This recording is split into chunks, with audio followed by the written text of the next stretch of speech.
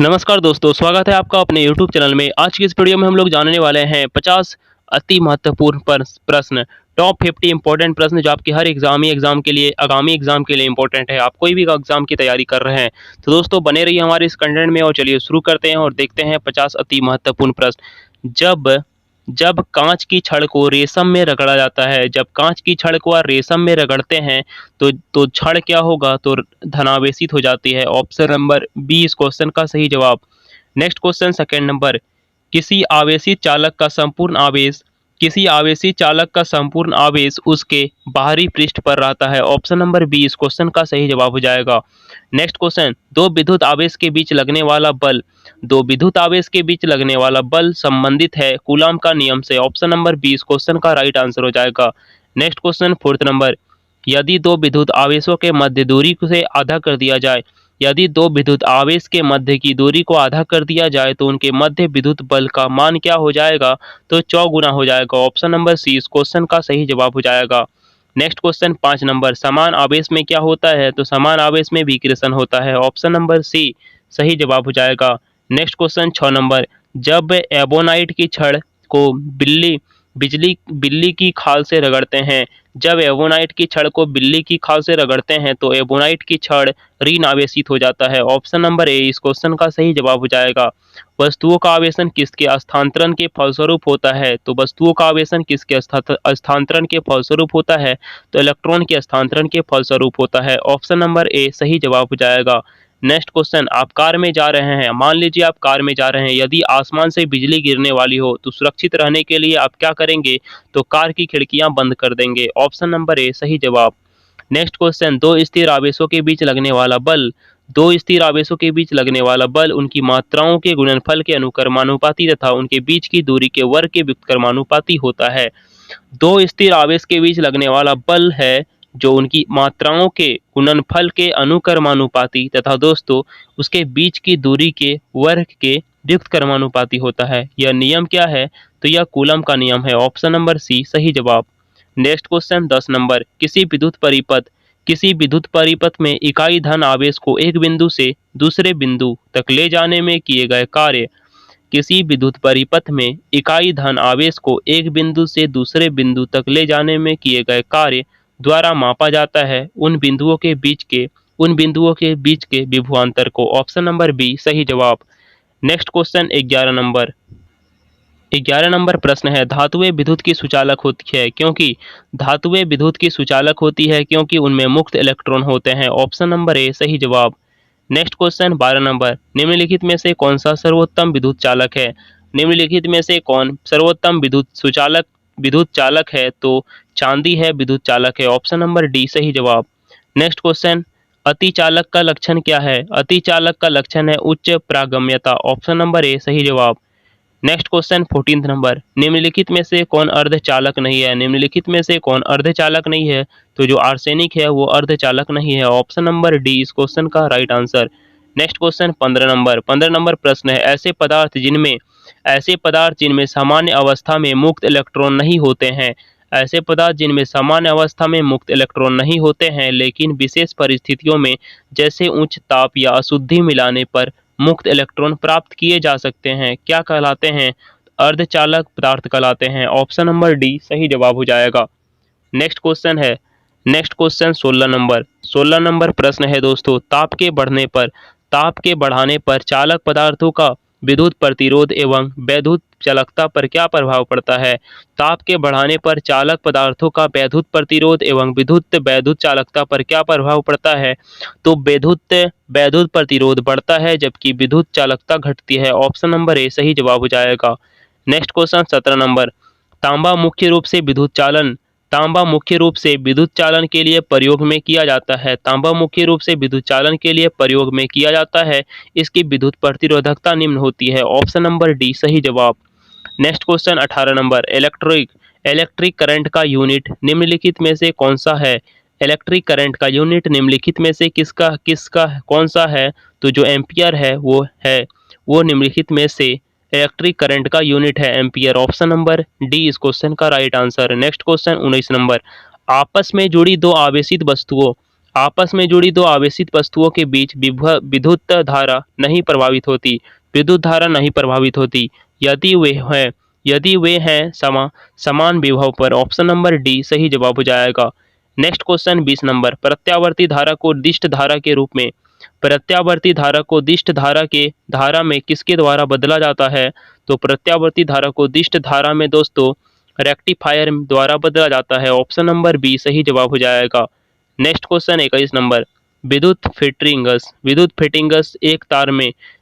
फिटिंगस में एक तार को भूसंकर्पित किया जाता है। इसका कारण है यदि लघु पतन हो जाए तो धारा भूमि में चली जाएगी। ऑप्शन नंबर ए सही जवाब हो जाएगा।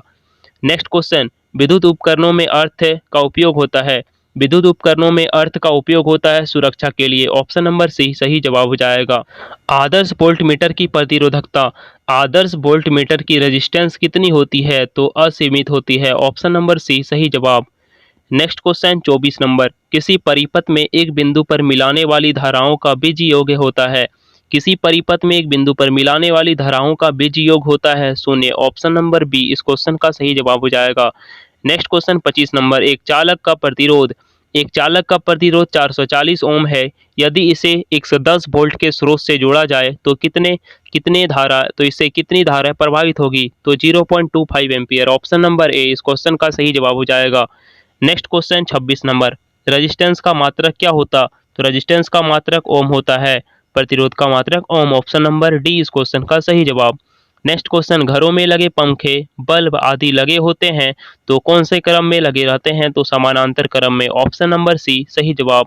नेक्स्ट क्वेश्चन 28 नंबर, किसी चालक के सिरों के बीच विभवांतर उसमें बहने वाली धारा के समानुपाती होता है।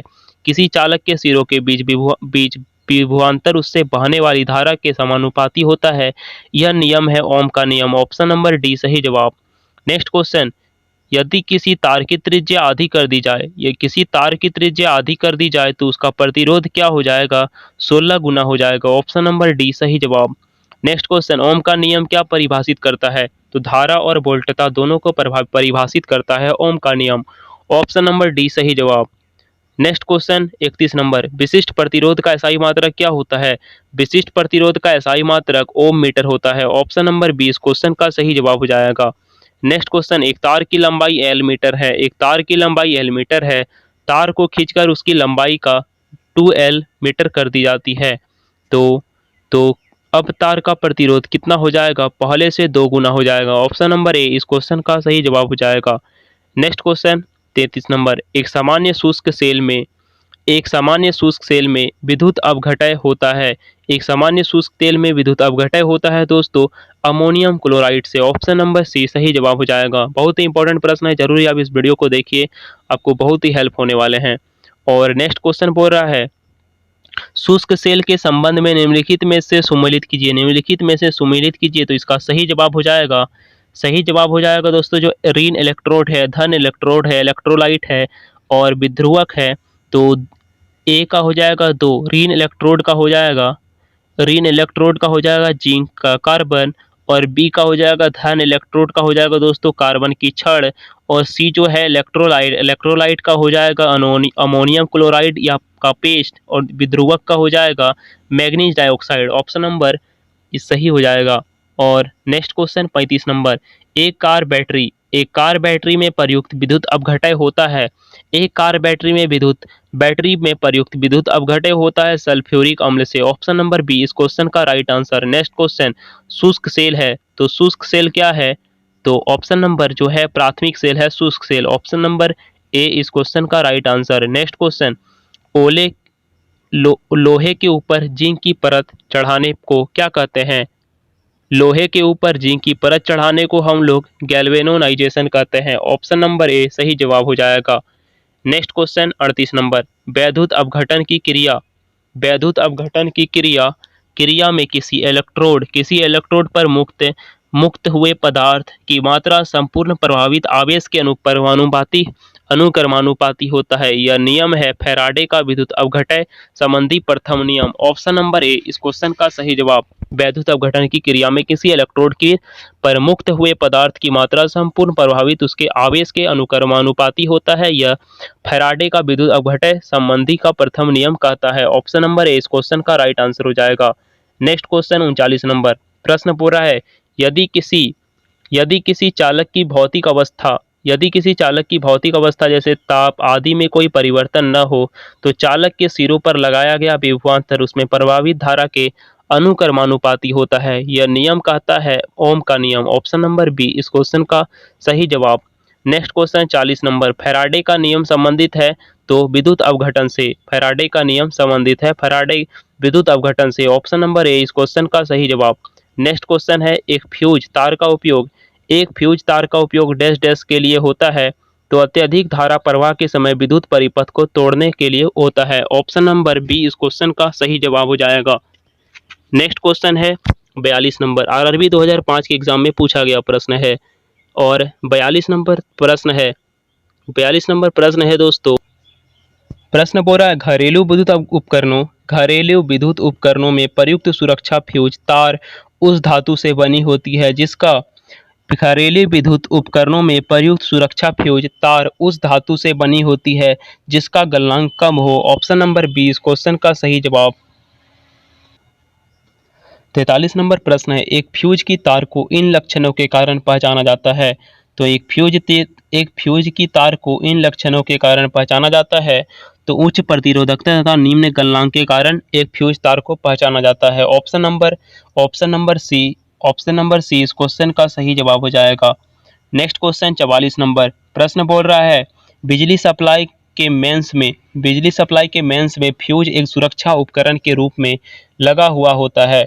बिजली के फ्यूज के संबंध में कौन सा कथन सही है तो इसका गलनांक निम्न होता है। ऑप्शन नंबर जो सी है वो सही जवाब हो जाएगा। नेक्स्ट क्वेश्चन 45 नंबर प्रश्न बोल रहा है 45 नंबर प्रश्न है एक विद्युत सर्किट में एक फ्यूज तार का उपयोग किया जाता है तो एक विद्युत सर्किट में एक फ्यूज तार का उपयोग किया जाता है सर्किट में प्रभावित होने वाली विद्युत अधिक धारा को रोकने के लिए। ऑप्शन नंबर सी सही जवाब हो जाएगा। नेक्स्ट क्वेश्चन 46 नंबर फ्यूज का सिद्धांत है तो फ्यूज का सिद्धांत है विद्युत का उसमें प्रभाव। ऑप्शन नंबर सी इस क्वेश्चन का सही जवाब। नेक्स्ट क्वेश्चन 47 नंबर सामान्यतः प्रयुक्त सुरक्षा फ्यूज तार बनाई जाती है तो प्रयुक्त सुरक्षा फ्यूज तार बनाई जाती है टीन और लेड की मिश्र धातु से। ऑप्शन नंबर सी डी इस क्वेश्चन का सही जवाब हो जाएगा। और प्रश्न है एक बिजली के फ्यूज में फ्यूज वायर के सामान्य अनुप्रयोग के लिए निम्नलिखित में से कौन से गुण समूह का होना आवश्यक है। एक बिजली के फ्यूज तार फ्यूज वायर में सामान्य अनुप्रयोगों के लिए निम्नलिखित में से कौन से गुण समूह होना आवश्यक है तो कम लंबाई निम्न गलनांक और मिश्र धातु पतला तार होना आवश्यक है। ऑप्शन नंबर सी सही जवाब हो जाएगा। नेक्स्ट क्वेश्चन 49 नंबर बिजली के बल्ब का फिलामेंट किस तत्व से बना होता है तो बिजली के बल्ब का दोस्तों फिलामेंट वो टंगस्टन के तत्व से बना होता है। ऑप्शन नंबर डी इस क्वेश्चन का सही जवाब हो जाएगा। नेक्स्ट लास्ट 50 नंबर सवाल बल्ब को तोड़ने पर तेज आवाज आती है क्योंकि बल्ब के अंदर निर्वात में वायु तेजी से प्रवेश करती है। ऑप्शन नंबर ए सही जवाब हो जाएगा। तो दोस्तों ये रहे 50 अति महत्वपूर्ण प्रश्न जो आपके हर आगामी एग्जाम के लिए इम्पोर्टेंट है। आप कोई भी एग्जाम की तैयारी कर रहे हैं तो दोस्तों उम्मीद करते हैं ये वीडियो आपको पसंद आई होगी और भी इसी तरह के वीडियो देखने के लिए हमारे इस चैनल को सब्सक्राइब कर लीजिए और इस कंटेंट को जरूर लाइक कीजिए, अपने दोस्तों के साथ शेयर कीजिए और मिलते हैं अगले कंटेंट में। तब तक के लिए धन्यवाद, नमस्कार।